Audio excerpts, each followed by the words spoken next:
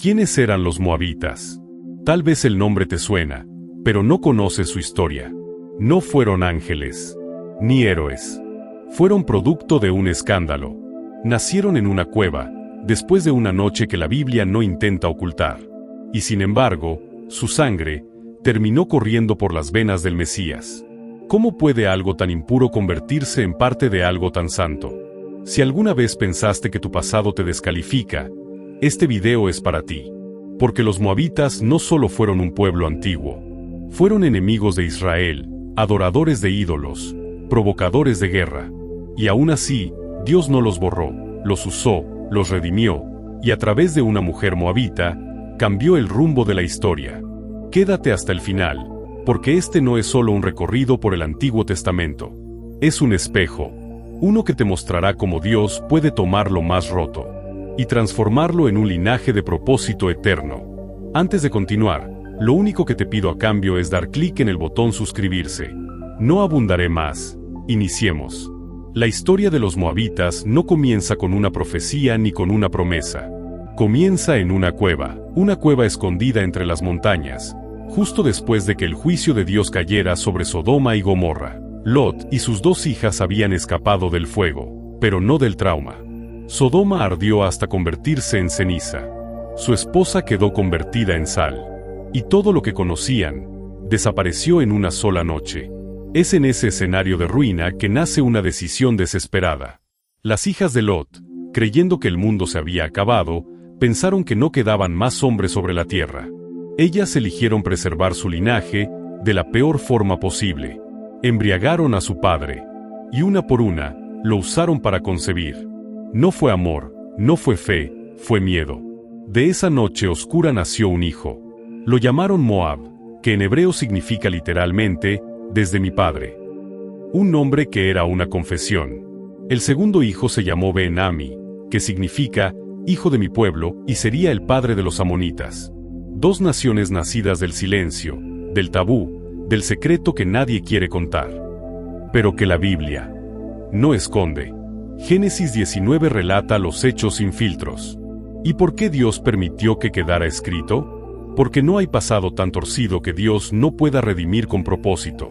Los moabitas fueron señalados por su origen, despreciados, recordados como fruto de la desesperación. Pero Dios no ve como el hombre ve. Donde otros ven vergüenza, Él ve potencial. Donde otros ven un error, Él ve una historia que aún no ha terminado. Así comenzó Moab. No en victoria, sino en vulnerabilidad. Pero incluso desde una cueva, Dios ya estaba tejiendo su plan eterno. Moab no era cualquier nación pagana. No venían de Egipto, ni de Asiria, ni de Babilonia, venían de Lot. ¿Recuerdas a Lot? El sobrino de Abraham. El mismo Abraham a quien Dios llamó para formar una nación santa. Eso hacía a los moabitas, familia. Pero una familia fracturada. Una familia sin altar. El parentesco estaba ahí, pero la dirección espiritual era completamente opuesta.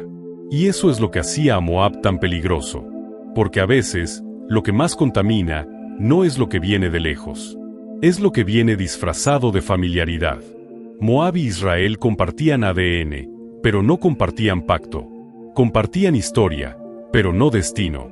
Esa mezcla entre cercanía y rebeldía fue una trampa constante. Israel no podía odiarlos del todo, porque eran los hijos de Lot. Pero tampoco podía confiar en ellos, porque su lealtad era para otro Dios. En algunos momentos, Moab ofreció ayuda, como cuando Noemí y su familia encontraron refugio en tiempos de hambre. Pero en muchos otros, Moab se convirtió en un enemigo activo, provocando guerras, seduciendo con idolatría, maldiciendo al pueblo de Dios por medio de falsos profetas. ¿Ves la paradoja? Eran familia, pero actuaban como traidores. Y eso los convirtió en un espejo de muchas realidades modernas. Personas que crecieron cerca de lo sagrado, pero nunca se consagraron. Personas que saben versículos, pero no conocen al autor. Moab representa esa mezcla peligrosa, familiaridad con lo divino, sin transformación interior. Por fuera, parecen del pueblo, por dentro, siguen adorando a Quemos. Y eso, a los ojos de Dios, es más grave que ser completamente pagano, porque revela un corazón dividido. Jesús lo dijo así: este pueblo de labios me honra, pero su corazón está lejos de mí. Moab es el retrato de lo tibio, de lo que está cerca del altar, pero lejos del fuego. Y eso es una advertencia viva para todos. No basta con tener herencia espiritual. Hay que tener rendición.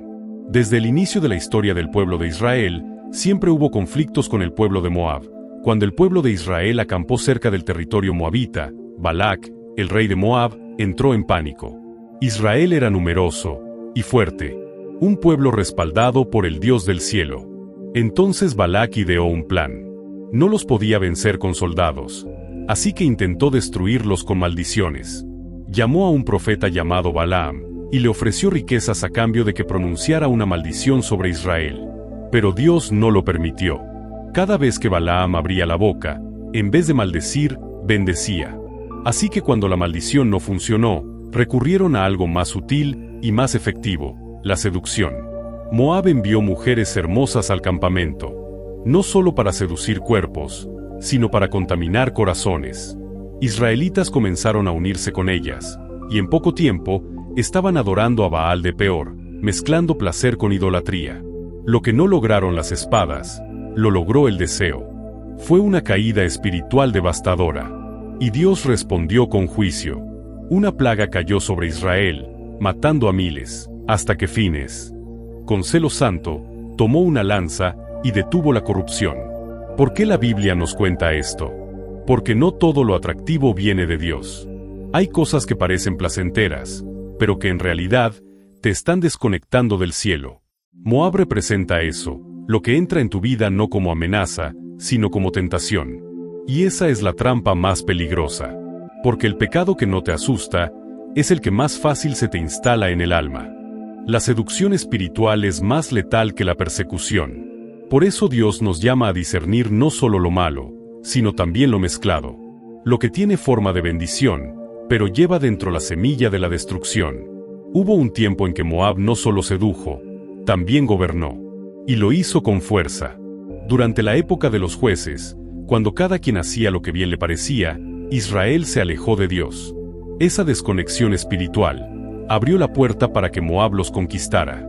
El rey moabita se llamaba Eglón. Un hombre obeso, opresor, orgulloso. Bajo su liderazgo, Moab sometió a Israel por 18 años. Casi 2 décadas pagando tributo, viviendo bajo el yugo de un pueblo enemigo, que, irónicamente, compartía sangre con ellos. ¿Y sabes qué hizo Dios ante eso? No levantó un ejército, no envió un ángel. Levantó a un hombre, a Og, un guerrero zurdo, con una espada escondida. Og se presentó ante el rey Eglón con una ofrenda, pero llevaba escondido un plan divino. Cuando quedaron a solas, Og sacó su espada y ejecutó al rey. Fue un acto quirúrgico, rápido y liberador. Ese mismo día, el pueblo de Israel se levantó en guerra y venció a Moab. ¿Qué nos enseña esta escena? Que la opresión espiritual no comienza con cadenas, sino con indiferencia. Moab no dominó por fuerza, sino porque Israel se olvidó de su Dios. Y eso pasa también hoy. Cuando descuidas tu altar, cuando apagas la voz de Dios, los eglones modernos toman el control. Orgullo, lujuria, falta de propósito. Y te das cuenta tarde, ya no estás caminando en promesa. Estás viviendo como esclavo. Pero aquí está la esperanza. Dios todavía levanta libertadores. No siempre los más fuertes. A veces, solo los más disponibles. Og no era famoso, era obediente, y eso bastó para romper 18 años de opresión. Moab cayó ese día, y Dios recordó a su pueblo, que él no necesita multitudes para traer libertad, solo necesita una espada, y una persona dispuesta a usarla con fe. ¿Qué pasó con este pueblo al pasar los años? Dios les había dado tierra por su parentesco con Lot, pero los moabitas cruzaron límites. Adoraron a Quemos, su dios de guerra, y ofrecieron sacrificios humanos. En tiempos de crisis, hasta quemaron a sus propios hijos. La idolatría se convirtió en crueldad, y la crueldad, en juicio. Los profetas no se quedaron callados. Isaías, Jeremías, Ezequiel, todos pronunciaron sentencias contra Moab. Hemos oído de la soberbia de Moab, su altivez, su arrogancia, su furor, Isaías 16:6. Pero incluso al anunciar la destrucción, Los profetas lloraron. Mi corazón clama por Moab, dijo Isaías. Porque Dios no se complace en destruir. Su juicio es justo, pero también es triste. Moab fue invadido por Babilonia. Sus ciudades quedaron en ruinas. Sus templos, desolados. Su lengua, perdida. Lo que fue un pueblo con nombre, terminó como eco en los libros de historia. ¿Por qué? Porque su orgullo los alejó de la gracia. Vivían cerca del pueblo de Dios, pero rechazaron al Dios del pueblo. Moab cayó porque creyó que no necesitaba arrepentirse. Y esa sigue siendo la mentira más letal de todas. Puedes tener poder, y aún así caer. Puedes tener historia, y desaparecer. Porque sin obediencia, no hay futuro. Y sin humildad, no hay redención. Y al pasar los siglos, llegó un tiempo, cuando todo parecía perdido para Moab. Pero Dios los vio, y en su gran misericordia, todo cambió. En esa época, de la historia del pueblo de Moab, Dios introdujo a una mujer. Su nombre era Ruth. Una moabita, una viuda, una extranjera sin tierra ni linaje. Y sin embargo, su decisión la convirtió en una de las figuras más honradas de toda la Biblia. Durante una gran hambruna, una familia israelita emigró a Moab. Noemí, su esposo y sus 2 hijos llegaron buscando pan. Pero lo que encontraron fue pérdida. El esposo murió. Luego, los hijos. Solo quedaron 3 mujeres, Noemí y sus 2 nueras moabitas, Orfa y Ruth. Noemí, amargada, decide volver a su tierra. Le pide a sus nueras que regresen a sus casas. Orfa llora y se va. Pero Ruth se aferra y pronuncia una frase que cambiará la historia. Tu pueblo será mi pueblo. Tu Dios será mi Dios. En ese instante, una mujer nacida de escándalo se alinea con el Dios del pacto. Deja atrás a Quemos, deja atrás su cultura, y abraza una fe que no había heredado, pero que decidió adoptar. Y esa fe fue suficiente para que Dios reescribiera su historia. Ruth llega a Belén, y comienza a recoger espigas en los campos, sin saber que ese simple acto la llevaría a encontrarse con su Redentor. Boaz, un hombre justo, pariente de Noemí, que se convierte en instrumento de restauración. La moabita y el judío se casan. Y de esa unión nace Obed, abuelo de David, linaje del Mesías. ¿Lo ves? Lo que comenzó en una cueva de oscuridad, ahora florece en los campos de Belén. Ruth no solo redimió su historia, redimió el nombre de todo su pueblo. Porque cuando alguien decide seguir al Dios verdadero, su pasado no lo define. Su fe lo reposiciona. Y su descendencia puede cambiar el mundo. Ahora veamos. ¿Cómo Ruth cambió el linaje de la humanidad? Si Dios fuera a escribir la historia del Mesías, uno imaginaría que usaría sangre real, familias perfectas, reputaciones intactas. Pero no, Dios eligió empezar con una mujer moabita, una extranjera, una viuda, una desconocida, y desde su vientre, trazar una línea que llegaría hasta el Rey de Reyes. La Biblia no esconde ese detalle. En Mateo capítulo 1, cuando se presenta la genealogía de Jesús, aparece su nombre, Ruth. Salmón engendró a Booz de Rahab. Booz engendró a Obed de Ruth, Obed a Isaí, e Isaí al rey David. Dios no borró su pasado. Lo incluyó, porque su historia no era una mancha. Era una señal de lo que Él puede hacer con lo que el mundo rechaza. Ruth representa a todos los que no nacieron en el pacto, pero entraron por fe. Ella no fue israelita de sangre, pero fue más fiel que muchos de los que sí lo eran. Su lealtad, su obediencia, su rendición, la posicionó en una historia eterna. A través de ella, Dios dijo, mi gracia no tiene fronteras. Una mujer que nació de una línea vergonzosa, terminó siendo el eslabón sagrado en la cadena del Salvador. Desde la cueva de Lot hasta el pesebre de Belén, hay un hilo invisible, pero inquebrantable. El propósito de Dios no necesita aprobación humana. Lo que empezó como un escándalo, terminó en la cruz que cambió el destino de toda la humanidad. Ruth no fue una casualidad. Fue una declaración, una mujer que nos recuerda que no importa de dónde vengas, sino a quien decides seguir. Porque cuando decides caminar con Dios, tu pasado ya no te persigue, te impulsa hacia tu propósito eterno. ¿Qué nos enseñan los moabitas hoy?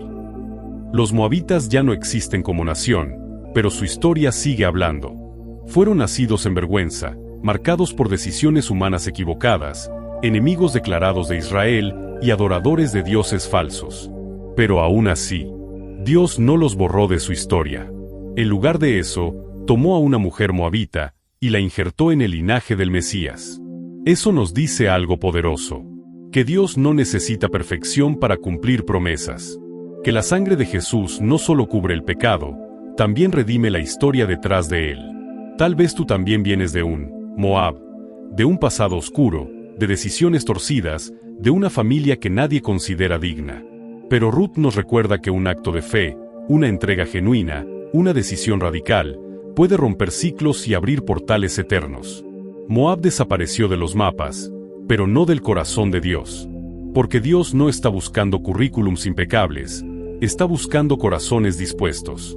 Así que si alguna vez pensaste que tu pasado te descalifica, recuerda que en la Biblia, los peores comienzos, a menudo esconden los mayores llamados. Desde la cueva de Lot hasta el pesebre de Belén, Dios fue tejiendo una redención que nadie vio venir. Y hoy, esa redención también te alcanza. El Dios que usó a Ruth puede usarte a ti. Solo tienes que decir lo mismo que ella dijo: tu Dios será mi Dios. Porque cuando pronuncias esas palabras, ya no importa tu linaje, tu apellido, ni tu vergüenza. Importa solo una cosa: que has sido injertado en una historia eterna. Y que, como Ruth, tú también puedes ser parte del propósito de Dios. Gracias por ver este video. Dios te bendiga.